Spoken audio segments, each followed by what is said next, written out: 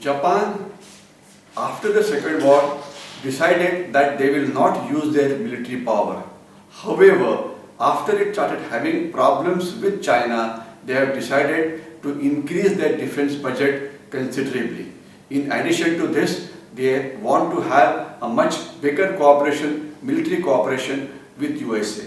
For the first time ever, the Japanese had alerted their air force when Senkaku Island dispute was creating a problem. Chinese recently declared a no-fly zone over the Senkaku Islands, and Japan and the Americans did not accept it. Very recently, the Japanese emperor visited India, and this is one of the very rare cases where a Japanese emperor has visited a friendly country. Coming 26 January, the Japanese Prime Minister is expected to be the chief guest for our 26th January function. We definitely need to improve our security relationship with Japan because it can prove to be a good friend in the hours of need. Another country which can help us tremendously is Vietnam. You must be aware that Vietnam is one country which fought a war with China on equal terms, I think in the year 1979. It's a country which has fought the American army, it has fought the French army, and it has also fought the Chinese army. They are a militarily very strong nation, very proud of their own nationality, and they are not exactly happy with the expansionist policy which China is following. You will recall that they have invited India into the South China Sea, carrying out exploration of oil and gas in that area. We need to improve our relationship with Vietnam further so that in case of needs, they also can help us. In addition to this, all the Southeast Asian countries today are extremely unhappy. You will recall that Philippines, the Chinese threatened Philippines that please sign the border agreement with us and say that you give away your claims on the disputed areas. Philippines said no, and they cancelled the visit of the Chinese Prime Minister to their country. So all the Southeast Asian countries are highly insecure about Chinese expansionist policy. We need to make friendship with them because we have a lot of common interest with these countries. So if China can have a policy of string of pearls around India, we also can have our friendship alliances which can surround China. So therefore, we have to play this relationship with China as a game of a chess. In security matters, there are no permanent enemies or there are no permanent friends. What is permanent are the national interest. So whatever national interest, whatever policies suit our national interest, we must follow them and ensure that our borders remain safe. We'll talk about China specifically in a more detailed manner later. But to do all this, what is called as the border management during peacetime and border management during wartime, is our leadership today capable of taking care of our national security? If you have to look up at our leadership today, we should look at what is the strategic culture which has been existing in our country. Our country today is very pacifist. We are a very peace-loving country, and some of the experts like George Tenem, an American scientist who studied the Indian leadership, says that Indian leadership is very soft. We have a type of a leadership which is called as the Panipat syndrome.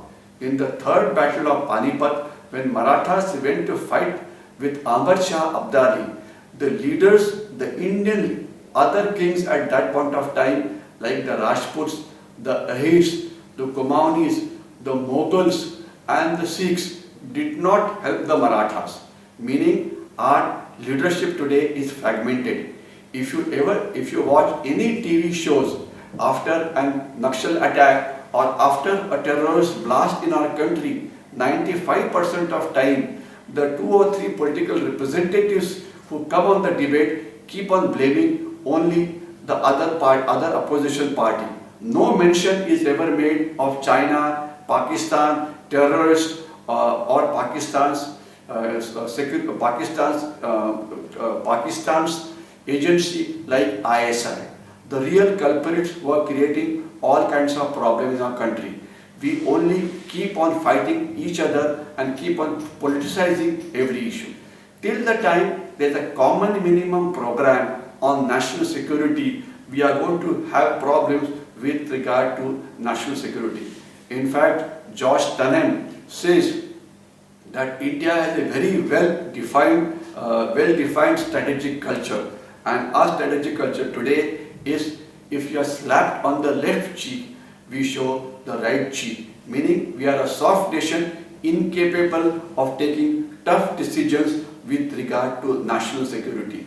What we must understand today is roots of terrorism, insurgency lie in Pakistan, they lie in Afghanistan, they lie in Bangladesh, they lie in China. We have to cut these roots into those various areas. We also have to secure our land borders with Pakistan, China, Nepal, Bhutan, Myanmar.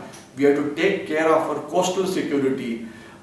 We have to ensure that whatever internal security problems which have been created in our country, they are also tackled. Then only if we have a comprehensive national strategy to tackle internal and external problems, we have a proactive strategic culture, we have a good intelligence, we are capable of fighting India, China and Pakistan at the same time, then only can we take care of our national security needs. Is it possible? Definitely it is possible if our leadership and the bureaucracy takes care of all the various weaknesses which have been noticed in this presentation. Finally, to end my presentation, I will quote a quotation from Panchatantra. Panchatantra says, of all the gifts that a king can give, it is not the gift of the gold, it is not the gift of land, it is not the gift of cows which is important, but it is the gift of security. It is the duty of rulers to ensure that common man's security is ensured. If the rulers are not capable of ensuring the security of our national borders, they have no right to rule. Jai Hind, Jai Bharat, Jai Maharashtra. I am Brigadier Hemant Mahajan, who is putting nearly 37 years of service in the Indian Army. I was commissioned into 7th Maratha Light Infantry, one of the famous battalions of Indian Army, in June 1975. During my service, I have taken part on all the operations in which Indian Army participated from 1975 onwards. I have taken part on anti-terrorist operation in Jammu and Kashmir, anti-infiltration operations which Indian Army did again on the line of control in Jammu and Kashmir. During the peak of terrorism in Punjab, we were involved in Operation Raksha in Punjab. In addition to this, I have served on the Rajasthan and the other Indo-Pakistan borders.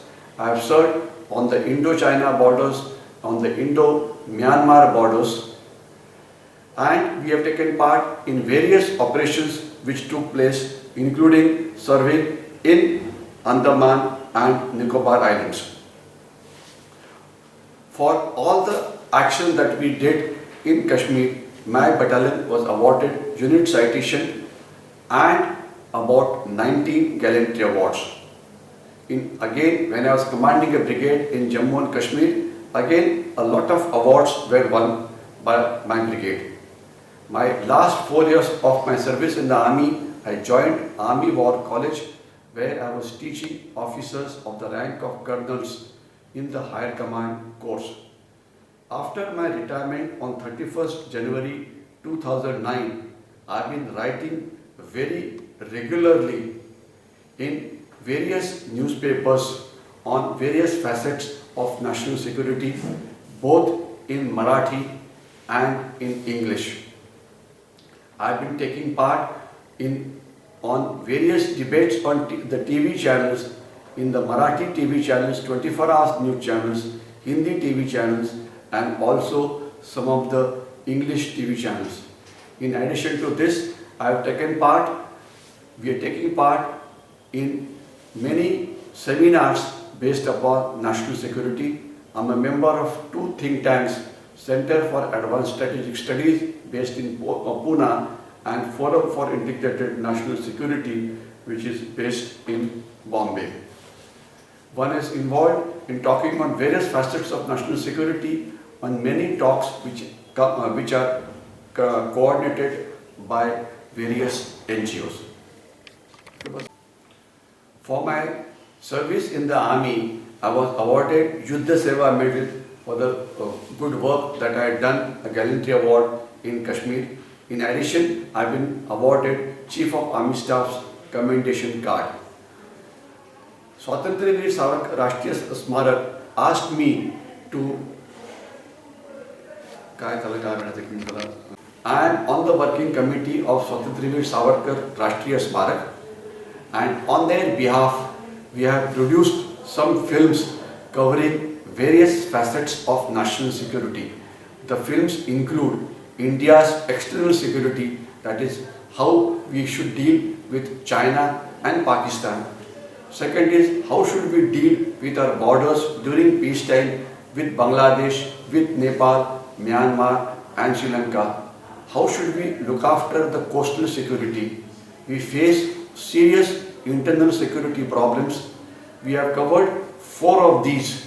These are the extent the Naxalism in our country today is increasing exponentially. How do we counter the threat of Naxalism or Maoism? Kashmir proxy war is still going on. What else can we do in Kashmir? Northeast India is being converted into a Bangladesh. How do we meet the challenge of stopping Bangladeshization of Northeast? And how do we stop bomb blasts that are taking place in the rest of the country? All these films are in English. One film is in Marathi, in which we have spoken as to how do we take on the challenge of the Chinese dragon. In addition, there is one film on motivation. One young soldier, Lieutenant Vijayan Thapar, how he sacrificed his life. It's a film which will motivate the younger generation. I am sure that you will enjoy listening to these films, and you should pass it on to, you should pass on the contents of these videos to as many friends and relations as possible, so that the spirit of national security is imbibed by every citizen of the country. Jai Hind.